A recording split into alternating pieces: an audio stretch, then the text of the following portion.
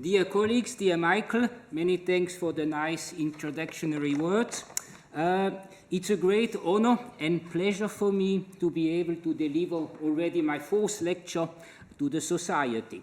Today's subject is an unknown British officer from the Indian Army who served in the first 4 decades of the 20th century. Harvey St. Hume Harvey-Kelly participated as a young lieutenant in the Younghusband Expedition in Tibet 1903-04 and later served in India, Burma, northwestern Persia and Waziristan. Here you see the various service medals Harvey-Kelly or HK was honored with. The main source of information, and I think I should say a word about the information, for my talk is the unpublished Tibet diary of Harvey-Kelly, 5 photo albums of his. Some of them also from Tibet were photos taken by Harvey-Kelly himself. Other ones were purchased, among else, from the famous official photographer of the mission, Jean-Claude White, and so on and so forth. Then various reports and letters, which I could access early this year. I have to mention that the diary is unpublished, but it was for a certain time on loan at the National Army Museum here in London and then was retrieved and after a while sold again. Additional primary sources are publication of other officers and participating journalists, the most important being a fragmentary biography of Harvey-Kelly by one of his relatives, John Girling, and also a photo album from Major MacCarthy Reagh, intelligence officer on the expedition. The main secondary sources I would like to highlight 2. One is Charles Allen, Duel in the Snows, a recent publications, and I think it's more or less the state of the art on this subject of the Younghusband Expedition, and a very interesting other diary edited by Cyril Lucas, Waziristan to Tibet, the Chronicle of Colonel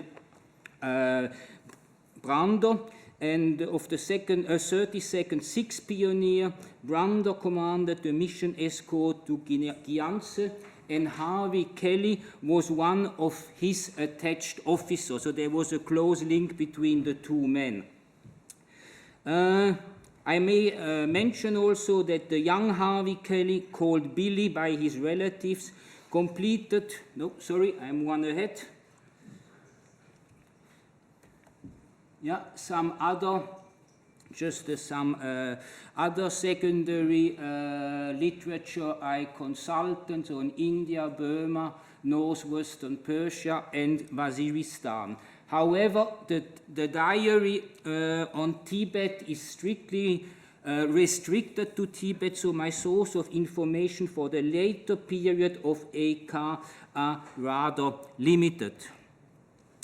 The Kellys were of Irish stock. Hume Harvey-Kelly, born at 1880, as eldest son of Colonel Harvey Hamilton Kelly, 41st Welsh Regiment on foot called the Pompadours, we say him here, and Constance Dunsterville. She was the sister of late Major General Lionel Dunsterville, commander of the famous Dunster Force, fighting in northwestern Persia and especially in the area of Baku. As later his son, Colonel Harvey Hamilton, loved to draw sketches in his letters. He was a fellow of the RGS, and in 1890 he changed his name to Harvey-Kelly. Here a sketch of the father of HK, and we will see also HK made in his diary a lot of sketches. Harvey-Kelly, so Billy, He completed his education in Germany, close to a place close to Heidelberg, and then went for his military education to Sandhurst. Having become a second unattached lieutenant early January 1900, we see his original diploma, he was sent to India and spent 1 year with the Royal Warwickshire Regiment in 1901, he joined the 4th Madras Pioneers, 2 years later renamed 64 Pioneers. Having been raised in 1759 as the 5th Battalion Sepoys, this was the 3rd oldest regiment of the Indian Army. Still, in 1901, Harvey-Kelly and his pioneer regiment were sent to Trichinopoli, today's Tiruchirappalli, to build a camp for both prisoners of war, which we see here at the bottom, whereupon he attended the School of Musketry and learned how to build roads as bridges at the pioneer class in 1903. Harvey-Kelly also enjoyed very much participating in amateur theatricals. HK had 2 brothers, which were maybe more famous than himself. One of his brothers, we see here on the left, was Major Hubert Dunster Wilhelmi Kelly of the Royal Flying Corps, who landed the first British warplane in France on August 14, 1914, and was killed in action in April 1917. This other brother was Colonel Charles Hamilton Grant Harvey-Kelly from the Indian Army. He helped with Sir Percy Sykes to raise the South Persian Rifles in Persia against the Germans and was military attaché in Kabul from 1924 to 26. Now let's leave the siblings and come to the Younghusband Expedition, which in fact was more an invasion than an expedition. For this I have to say a couple of words of introduction why this expedition took place. A map of basically of Asia. While the Tibet military operation of 1903-04 was a singular event, it represented just the last episode in a rivalry between Great Britain and Tsarist Russia, the so-called Great Game or Shadow of Tournament as set by Count Nesselrode. At first, in the 16th to 18th century, we see all the dates here marked in a red frame. The Russian advance went eastward and was fueled by the search for furs, iron, and gold. It was spearheaded by semi-official Cossacks who not always enjoyed official sponsorship. But in the 18th century, especially after the Crimean War, the Russian advance was directed southeastward to Central Asia, and in several well-orchestrated military operations based on a grand strategy approved by the Tsar. In view of the key politicians, from Prime Minister Lord Wellington to Viceroy Curzon, and from leading Russian ministers and generals, as you see on the 2 statements on the top of the pictures, Russia's grand strategy was geared to have or to obtain a year-round port and access to the seas, preferably in the Bosporus and Dardanelles. The forceful Russian advance into Central Asia was only a means among several to bind British forces outside Europe.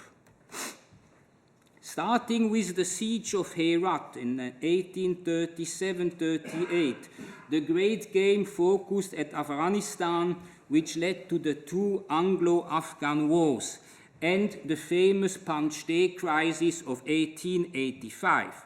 When this stage of the great game ended in 1895 with the border demarcation between Russia and Afghanistan, as we see here, the border commission sitting in the Pamir, the theater of contest shifted to Persia in the west, Manchuria in the east, and also, especially in the minds of British politicians, to Tibet, which would have then given Russia access to India's northern frontier. Before we turn our attention to the British military operation in Tibet, we have to mention one major shift in paradigm in British foreign policy, namely the naval treaty signed with Japan on 30th January 1902, which bound the two partners to neutrality in case of war should only one enemy be engaged, and bound the two partners to enter the war would one of the two partners face two enemies.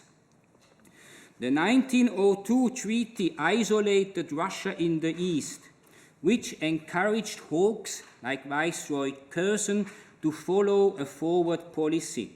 Concurrent with the Tibet operation, Japan started the Japanese-Russian War in February 1904, which led in October of the same year to the famous Dogger Bank incident, 22nd, 23rd October 1904, which brought England and Russia to the brink of war. What I wanted to state, Russia was occupied by the war against Japan when the Brits operated within Tibet. There were we see here the main protagonists, the 13th Dalai Lama, Tsar Nicholas II, George the Viceroy Curzon, and the Buryat monk Arvan Dorjev. There were three main factors which contributed to the 1903-04 invasion. One, in 1893, Tibet's former overlord China conceded to British India the right of free trade at Yatung, 6 miles inside Tibet. The Tibetan government, however, was not consulted and therefore boycotted the arrangement.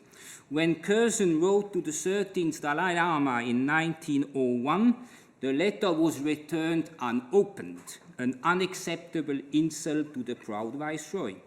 Second cause, concerned with the British advance into Sikkim, the Dalai Lama sent his advisor and former tutor, the Buryat monk Arvan Dorjev, we see here, to Tsar Nicholas II in order to counterbalance the perceived British threat to Tibet.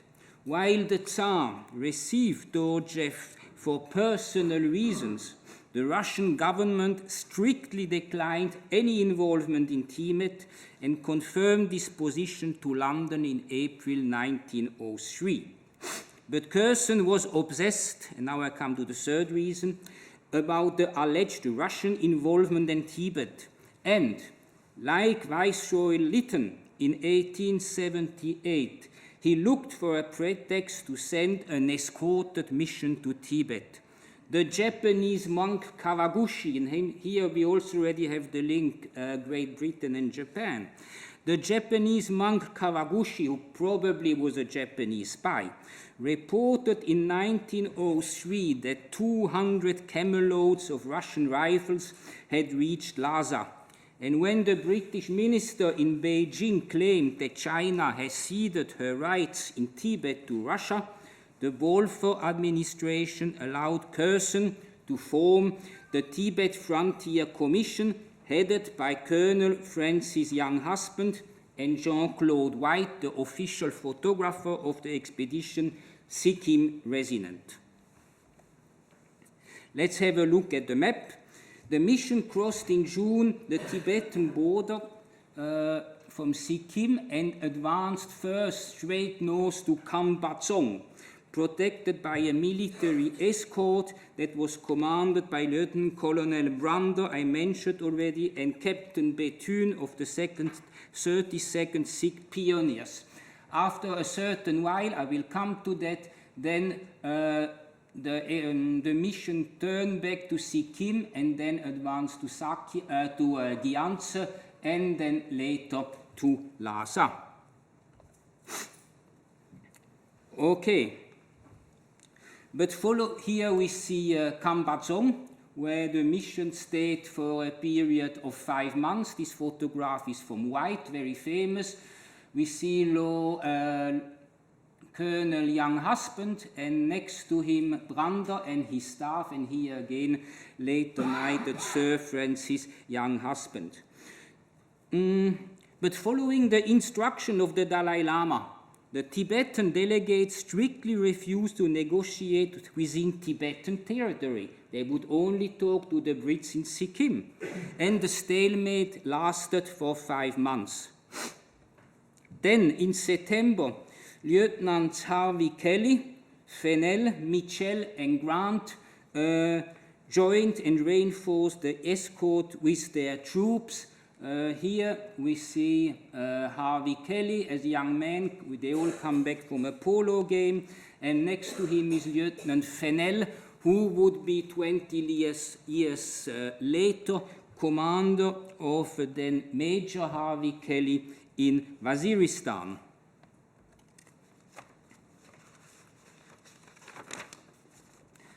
Sorry. Yeah. Of course, both politicians and the public was very well aware that trade issue was only a pretext. You see here a nice cartoon you see from the Punch. I let you discover it yourself. Curzon was more than happy reading the alarmist news from Younghusband based in Kambadzong, where the stalemate took place, whereby Russia was supplying Tibet with modern arms and that Cossacks were heading towards Lhasa. What Younghusband, however, didn't reveal was that one of his key informants was the female evangelical missionary Anne Taylor, we see here, who hoped to join a likely British invasion to Lhasa in order to convert the Tibetans there. So, let's pause a moment. A Christian missionary helped provoke a war in order to baptize Tibetans. I think fake news are indeed not a privilege of our century. Anyway, the semi-diplomatic mission now became a military expedition, and Younghusband was briefed by Curzon to advance to Gyantsé 185 kilometers as the crowd flies away from Sikkim's border. His new escort was now 2,500 soldiers strong and commanded by General James MacDonald. As the Tibetans were likely to resist, this meant war with semi-independent Tibet and possibly also with China. Instead of marching from Kambadzong directly to Gyantsé, which would have been much shorter, as Brander and Younghusband wanted, MacDonald insisted on returning to Sikkim, and now I come to Harvey-Kelly's diary. Having studied Napoleon's campaigns, as Harvey-Kelly wrote with mockery, I quote, "The general had read Napoleon's campaigns and found that the move would violate no less than 6 of Knapp's maxims." I close.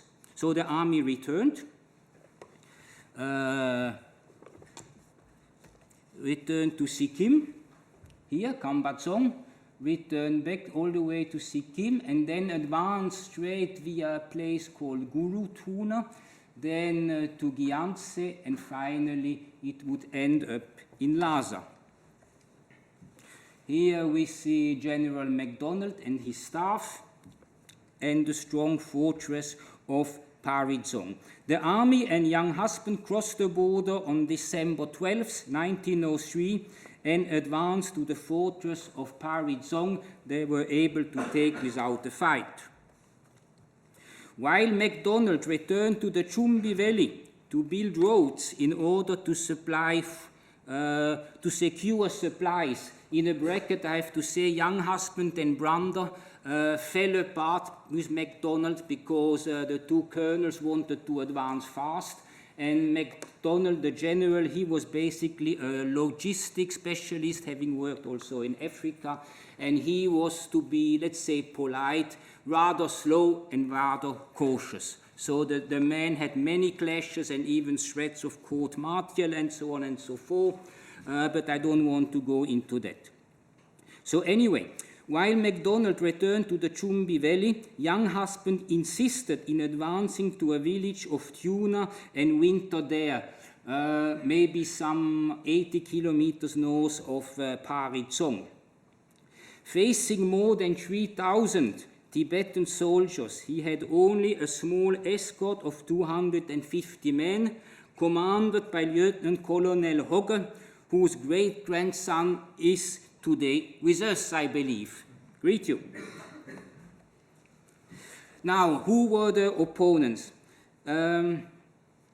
We see the Tibetans. They were basically armed cavalry with matchlocks, rifles, and swords. Then on the British side, we had a very strong instrument, the Otlis mounted infantry with guns, and of course the Maxim gun, which were able to fire 500 to 600 rounds in a minute. I return a second back.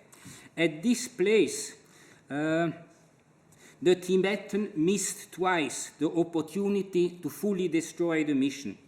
As the journalist, there were also 3 embedded journalists with the expedition, observed the weather was so cold, I quote Candler, that the bolts of our rifles jammed with frozen oil, and oil froze a day in the Maxim machine guns.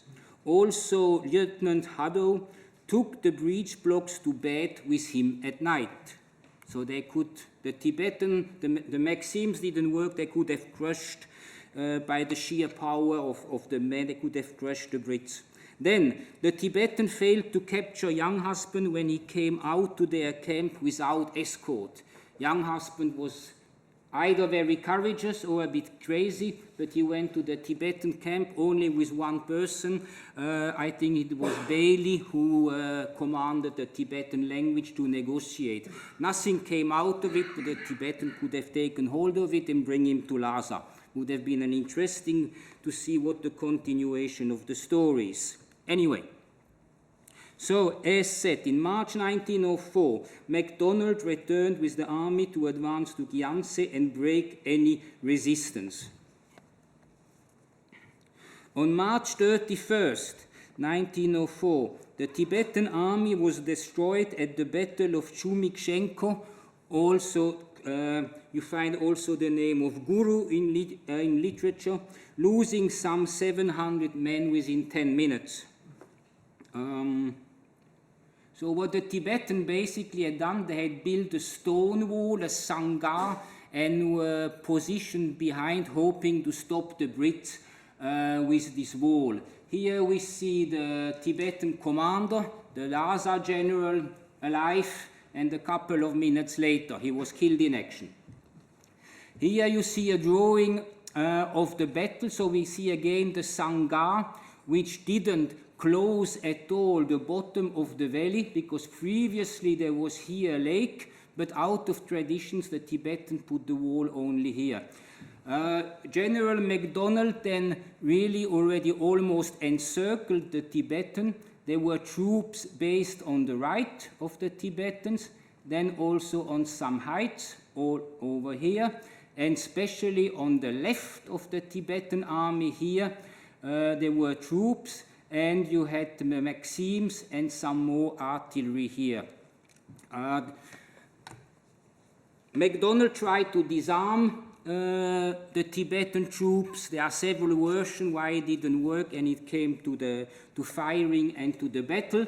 Anyway, the Tibetans had to retreat, but as the commander of the Maxims, Haddo, was saying, the Tibetan didn't run away, they walked away. And after a few minutes, although Haddo had the order of the general, and I quote, to make as big a pack as possible, he stopped handling the Maxims. It was just too much to fire at the people who were just walking away. Anyway, resistance of the Tibetan was not stopped. After another battle near Kangma on 10th April, you see today's ruins of the monastery, which was of course rebuilt later and then destroyed during the Cultural Revolution. The British army reached the big city of Gyantse on April's 11, where 3 grave mistakes were done, repeating exactly those made in the first Anglo-Afghan War, 1939 to 41. First, General MacDonald returned to Chumbi with most of the troops, and especially he returned with the heavy artillery. This means the Younghusband Expedition, which was encamped here, had no heavy artillery anymore, just 2 very old cannons. The abandoned Dzong, the fortress of Gyantse, very imposing building, was neither destroyed nor occupied. They left it empty, apparently. And much worse, and exactly the same as in Afghanistan by General Cotton and later Elphinstone, the mission's headquarters was lying within artillery range of the dominating fort, distance of 350 meters. Here was the camp of the Brits, of the mission. Here was the fortress. The Tibetan had guns. They could fire here onto the mission, but the Brits couldn't reply because General MacDonald had taken the heavy artillery with him. We will hear about that. Anyway, while the Tibetan continued refusing any negotiation, Colonel Brander attacked on May 6 their strong defensive position at Karola, we see here, at an altitude of more than 5,000 meters, the highest battle ever fought with the exception of those between Pakistan and India at the Siachen Glacier at an altitude of 6,400. So Brander took most of the troops and advanced to Karola. But the Tibetans took advantage of Brander's absence to attack the mission, and in the very early morning of May the 5th, they attacked. They spoiled their chances for victory by shooting and shouting instead of silently climbing the wall and attack with their swords. Again, the Tibetans missed their opportunity. Finally, MacDonald advanced again from Chumbi, including Harvey-Kelly.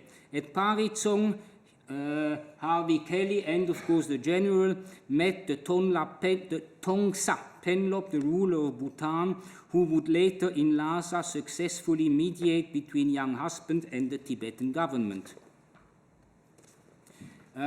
These are always now excerpts from Harvey-Kelly's diaries and some of his sketches. Before attacking the Gyantse Dzong, other Tibetan strategic fortifications had to be captured. First, on June 26, the fortified monastery of Naini, historic picture, how it looks today, of Naini, situated on the strategic road to Gyantse, so a very important place. And as Harvey-Kelly was saying, this was his first show, his first fight. A second, even stronger fortified monastery was the one of Tsechen. We see here the artillery position, and here again the artillery firing at the monastery, which was stormed on July 6 after which was stormed in early July after strong bombardment, and Harkari called it a hell of a day. The Gyantse fort was stormed on July 6 after a strong bombardment. We see here the action going on. And, and HK they attacked with 3 columns. Harvey-Kelly was part of the left column, whose Lieutenant Grant hissed as the first British flag in the Dzong, which earned him the only Victoria Cross allocated during this expedition. As noted, we see again a sketch of the Dzong in destroyed after the attack, and here a quote from his diary. The two other columns performed badly, retreating before the enemy without the discipline of the 32nd Pioneers and 8 Gurkhas. The attack would have failed, as Brander and also Captain Ryder confirmed. After the capture of the fort, Harvey-Kelly and other subaltern officers explored the monastery of Gyantse, in spite of MacDonald's strict order not to loot. Several officers couldn't resist the temptation and went to Gyantse several times on looting tours. As Harvey-Kelly was admitting in his diary, he was caught red-handed by the general and had to fear court-martial, which luckily didn't happen. Probably too many officers were involved in looting, also Lieutenant Colonel Austin Waddell, the chief medical officer. The army left Gyantse from Lhasa on July 14th and had to chase for the second time Tibetans away from Karola. Harvey-Kelly noted in this place, and apparently he was working now with the Maxims, I quote, "I was second in line and the general called me to open fire with the Maxims."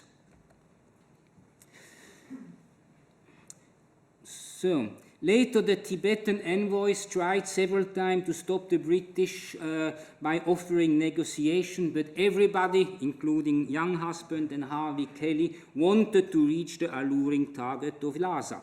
When the army arrived at the Tsangpo River, which we see here, the Tibetan missed the last and the fourth time the opportunity to stop the invaders. While the chain bridges were made unusable, we see them here, the wooden planks are removed. A few soldiers led by Captain Otley managed to capture the barges. We are here. So, the Tibetan, they had left 2 large barges on the other side of the river. We see them here. And as noted by Harvey-Kelly, I quote, the mounted infantry of Otley went down with small yak skin coracles and found 2 large barges. The Tibetan failed to destroy them or to oppose the landing troops on the other side, and Otley was able to retrieve them, and in a couple of days the whole army crossed safely the Tsangpo. The army reached Lhasa on August the 3rd, from where the Dalai Lama had fled on July 30. The army camped outside the city, and very soon provisioning the army, 3,000 men, became a serious issue, and MacDonald had to requisite grain from the largest monastery of Tibet, the monastery of Drepung, which counted approximately 10,000 monks.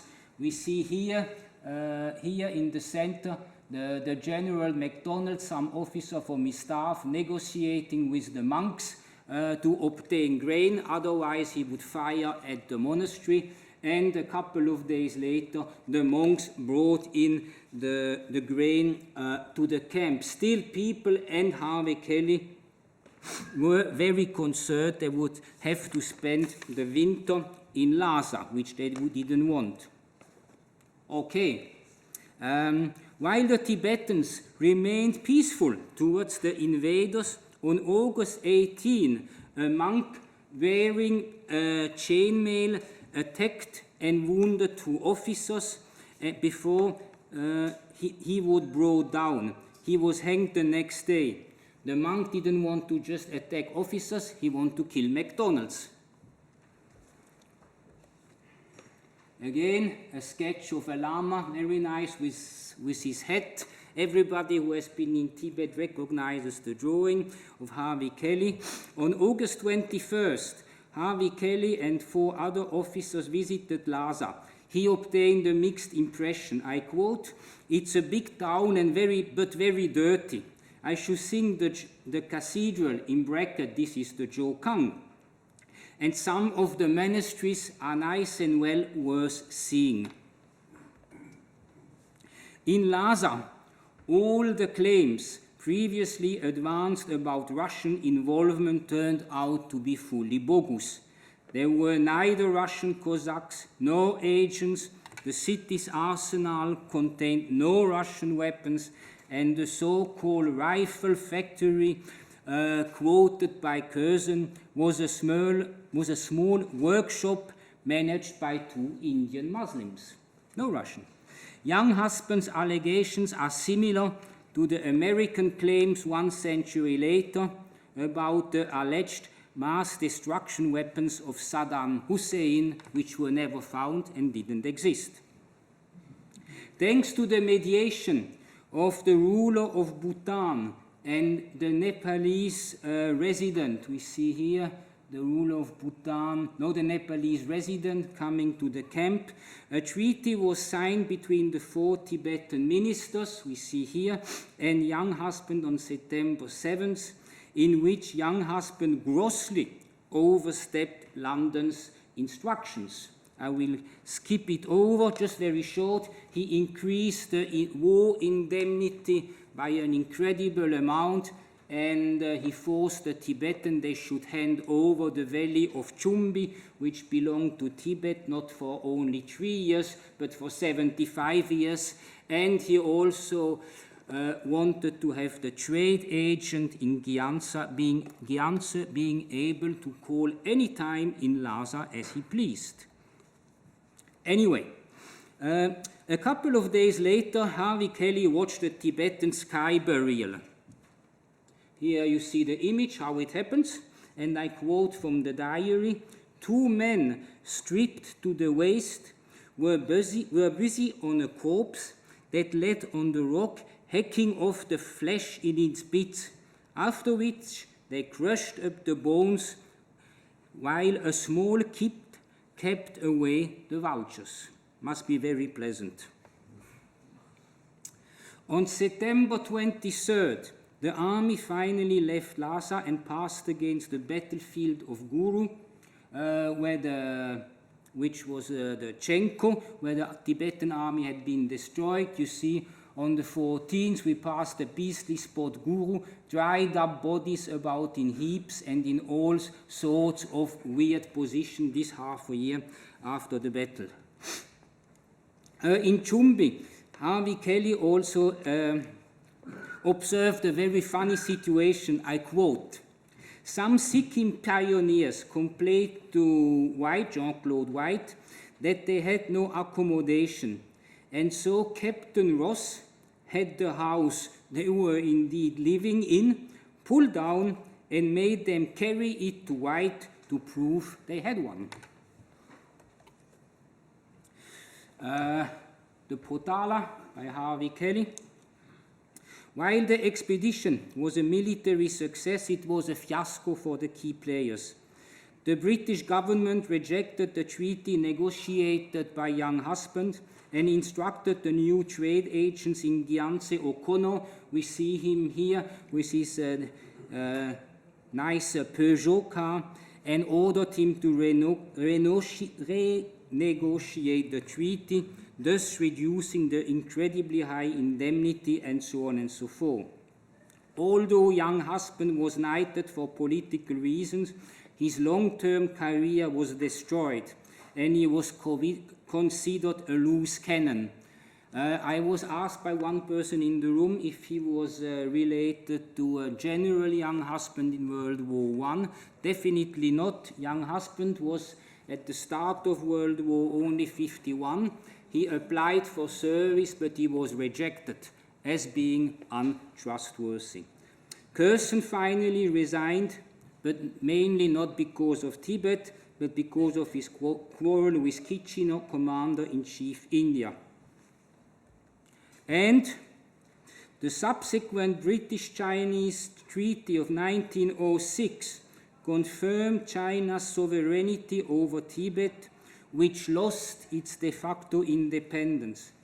In the following year, Great Britain and Russia agreed on their respective spheres of influence in the Anglo-Russian Convention of 1907, which put for a few years an end to the Great Game. We see the British Indian Empire the Chinese Empire, I don't want to comment on detail, the Russian Empire, the Ottoman Empire, and most important, the partition of Persia into a neutral zone in the middle, then a Russian northern zone, and a British zone in the southeast. Now let's leave the main big politics. After Tibet, Harvey-Kelly returned to his regiment, the 64th Pioneers, which was very soon moved to the Nilgiri Hills to build the railway from Okonur to Oktamund. He was appointed quartermaster, which was in a pioneer battalion, of course, much more demanding a task than in a normal infantry one. Here we see a bridge building for the railway and the railway in the Oktamund Hills. In January 1909, Harvey-Kelly was promoted to captain and sent then to Burma to join the 12,000-man strong military police, a semi-military force introduced in 1886, mainly formed by Punjabi and Nepali troops commanded by Indian and British officers. We see him here in Shevo in Burma, already sitting in the middle. As I mentioned in the beginning, unfortunately, as of now, my sources become very thin. In the very brief curriculum of Harvey-Kelly by his distant relative John Girling, the page dealing with the period 1909-31 is unfortunately lost, and the correspondence with his wife deals with personal issues only. What is known, Harvey-Kelly joined the Freemason, as seen by this document, and he married and had 2 sons. 2 words about his sons. Both served in the army. Captain Hume Harvey-Kelly fell 1942 during the Battle of Singapore, and the other one, Lieutenant Colonel John Hubert Harvey-Kelly, served mainly on the northwestern frontier. He attained briefly fame in Pakistan, having planned the Pakistani counterattack on Pandu, the heights of Pandu, during the 1948 Kashmir conflict. Later, among else, John Harvey-Kelly was district officer in Nigeria, whose successor, John Hare, took over in 1957, and who is also with us tonight. Hi, John. 2 weeks ago, I had the opportunity to go through the huge memoirs, it's 400-page typed pages, of Colonel John Hubert, and he's commenting very briefly about John Hare. John Hare, who took over the office, was a very likable young man. Okay. Now, let's return. Having returned from Burma in 1917, H. Kelly and the 64th Pioneer, next assignment from 1919 to 21 was abroad in northwestern Persia as part of Nopa Force, the successor of Dunster Force. Harvey-Kelly commanded the force at Kangwa, which controlled the strategic road from Kermanshah to Hamadan. He is also commenting about extraordinarily strong winters, and as you can see here, a rider on his horse, it's probably General Ironside, because he mentions in his diary that he had these pictures taken, and you see he's going through a ridge or a canyon of snow, which was about 8 to 9 meters high. The main issue was at that time that the Persian Qajar government was weak, and as both the Bolsheviks and Russian white former Tsarist Cossacks strive for dominance in northern Persia. Harvey-Kelly wrote a quite lengthy, about 30-page official report about his activities in northwestern Persia. And he mentions that the Bolsheviks had captured the White Russian fleet at Enzeli on the northern Caspian Sea and proclaimed there in June 1920 the Soviet Republic of Gilan. Whereupon General Ironside, which we see here, took command. Ironside acted with firmness. He had the leader of the Cossack brigade, Colonel Starolevsky, removed and replaced by a Persian Lieutenant Colonel Reza Khan, the future Shah. As also mentioned by Harvey-Kelly, with Ironside's indirect support, Reza Khan took power in a bloodless coup d'etat in February 21 and stabilized Persia, motivating both Soviets and British troops to leave. In those demanding days, Harvey-Kelly kept contact with his two young sons by writing them dozens of letters with very entertaining sketches.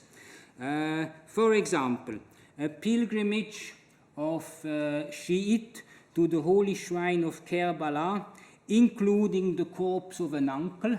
We see here the donkey and then the coffin, and there it's written uncle on top. Then raindrops. It's becoming very cold. You see Harvey-Kelly sleeping sheltered. It's cold, and the raindrops put on in the cold their white coats, and they become snowflakes. Then the sun comes again, and the sun forces the snowflakes to take off their coats, and they are transformed in mere raindrops. And Harvey-Kelly's meeting with the Shah. So a lot of very amusing story. But I think for timing reason we will leave the stories, but I want to introduce briefly an illustrated book which Harvey-Kelly wrote for his two sons, probably for Christmas 1920 or 21. It's about 80 pages strong. These are several stories, short stories, which Harvey-Kelly illustrated. There is the magical carpet, of course. There are Piglet's family and a very nice love story between a girl caterpillar and a male ant who had the important position of being officer in the spider's army, and so on and so forth. Okay, I come towards slowly the end. Oops, it's slow. If I find the page. So the next assignment abroad of Harvey-Kelly was in Waziristan. From 1922 to 24, the 64th Pioneers, now called the 2nd Battalion, was posted under Lieutenant Colonel Fennell. I mentioned him at Kambatsong when they are playing polo. And now Major Harvey-Kelly in Waziristan. Following the bloody Waziristan campaign of 1919 to 20, it had been decided to pacify the tribal area with the usual tool, also by constructing a tarmac circular road allowing for swift operation. Headquarters of operations of the troops was at Razmak. And the key task was to make the circular road suitable for fast troop deployments, for armored cars, and for heavy artillery. Of course, still then in 1922-23, all roads had to be covered by pickets. At the end of 1923, Harvey-Kelly was promoted to Lieutenant Colonel, commanding a training battalion of the Madras Pioneers. He seemed to have very much enjoyed his time, either here with wife and car. Here, I believe it was a Harvey Davidson sidecar, and retiring from the army in 1928. Harvey-Kelly was lucky to find employment with the Southern Indian Railway before returning to Europe towards the end of 1935. I quote from the farewell address made by his staff. "Sir, as our chief, You have been kind to every one of us. Suaviter in modo, fortiter in re. Always solicitous of our welfare and anxious to help us all times. You have been our friend, philosopher, and guide, and have thereby earned our undying gratitude, unquote. Harvey-Kelly and his wife returned to Europe, settled first in Belgium, then in Bedford, England, where he died in 1946. To conclude, while Harvey-Kelly was no Frederick Roberts or Herbert Kitchener, he was one of the hundreds of loyal officers who calmly fulfilled their duties in peace and war and gained the trust and respect of their superiors and their subordinates. Thank you for your attention.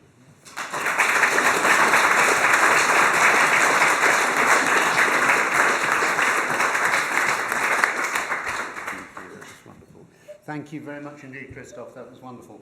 I particularly liked the Piglet family. But can I invite questions? Yeah.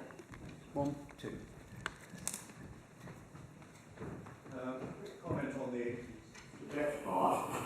I was looking around the room in case there's anybody else in the room who was on the Society's centenary trip to Tibet in 2003.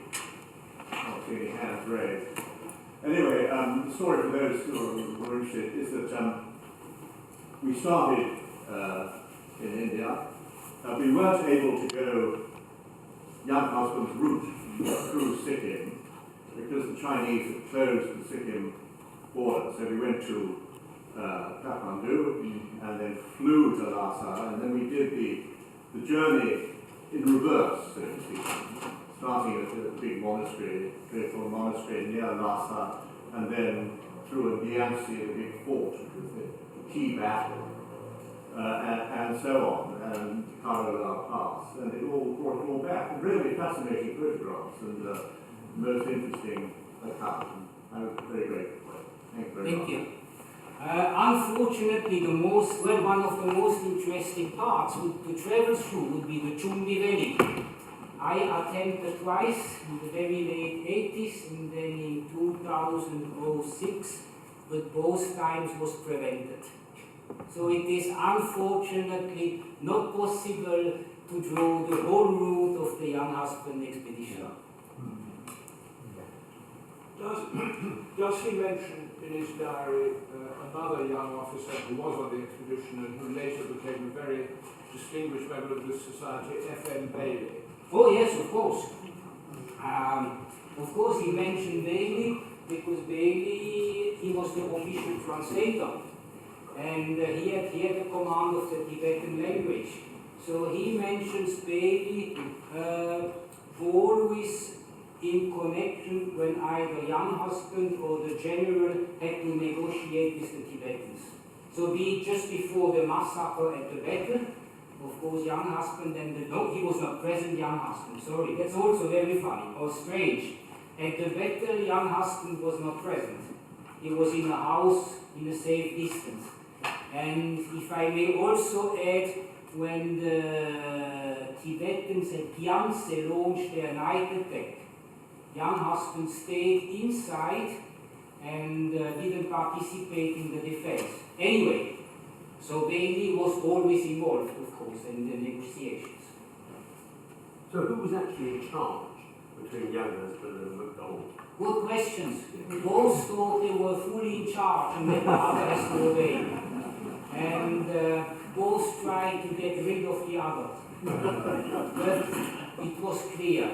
For the army command was MacDonald, and the political leadership and command was Younghusband.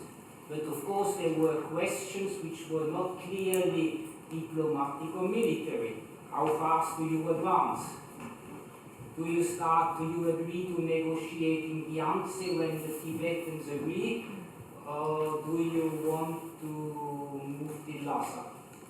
What I didn't say, there was almost, that was when they were just before crossing the Tsampo. So after the answer, before crossing the Tsampo, there was always a mutiny, almost. Most of the junior officers, like Harvey-Kelly, they built a group and they approached Colonel Grunder, the one who had attacked Karola, who was a fighting man. They approached Grunder that MacDonald should be declared uncapable and that he, Grunder should take command. But of course, Grunder didn't do it. And Younghusband also lobbied strongly. He lobbied with the press. There were in those times there were again 4 journalists embedded, and they lobbied strongly in the British press to have MacDonald removed. And at one moment, shortly before they reached Lhasa, Curzon had managed to convince Kitchener, who was commander of the army, of course, and wanted to protect his general, had convinced Kitchener that MacDonald should be retrieved and Baumer should take over. But then they arrived in Lhasa and of course it was no more issue. Very interesting question. I see 2 dates mentioned at the end of the Great Game, 1895 and 1907. You mentioned both. Do you regard one or the other as ending being the end of the Great Game? Sorry, I didn't cut you off. The end of the Great Game, 1895 agreement or 1907 convention? 1907. And that's... In 95, they just neutralized a couple of zones, and then it continues on the edges. And maybe the end, really, if one can say, before the Bolsheviks came in, was 1915, where there was a secret protocol that in the event of victory of the Allies against Germany and the Turks, the UK would take over as a zone of influence Persia, where of course all the oils had been found, and on the other hand Russia would be allowed to absorb Constantinople. But this never happened. Could I just mention, have you ever seen a film, or maybe people in this room know a film called Wings Over Waziristan? Beg your pardon? A film called Wings Over Waziristan. There is such a thing. No, I don't know. It's not on YouTube, unfortunately, but I have seen it many years ago. I just remember it. It's about yes, it's this campaign, no? I'm not aware of it. No, not campaign, but Yeah. Waziristan. Yeah.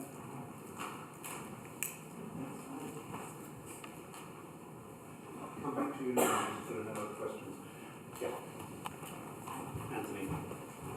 Does he, when he was in Norfolk Force, in his diary, does he mention anything about the relationship between General Ironside and Reza Khan, who went on to become Reza Shah?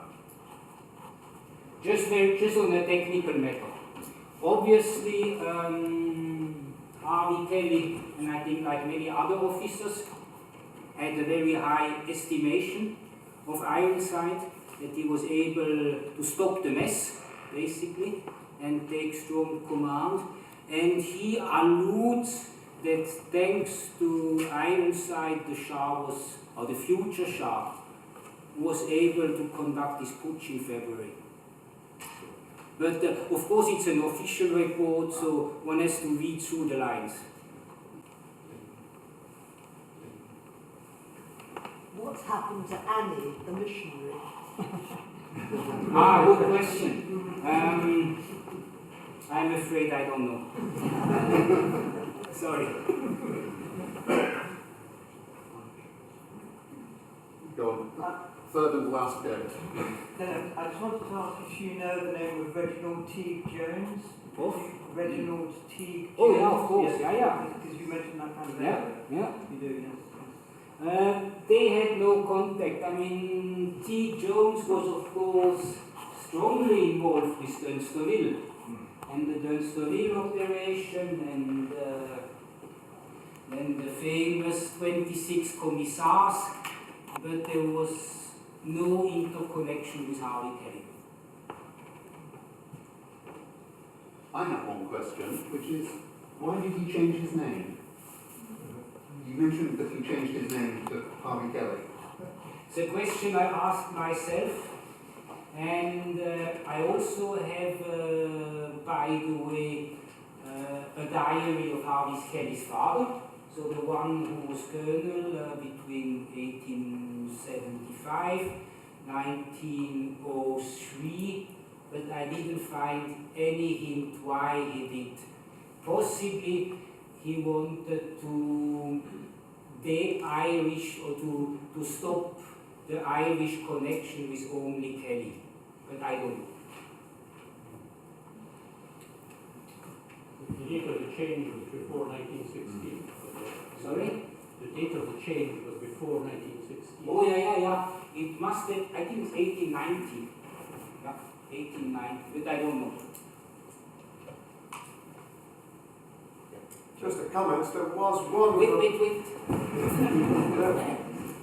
there was one good thing that came out of this, was Younghusband saw the light, as it were, when he reached Lhasa, and he came back to this country and founded the World Congress of Faiths, which was a positive outcome of this.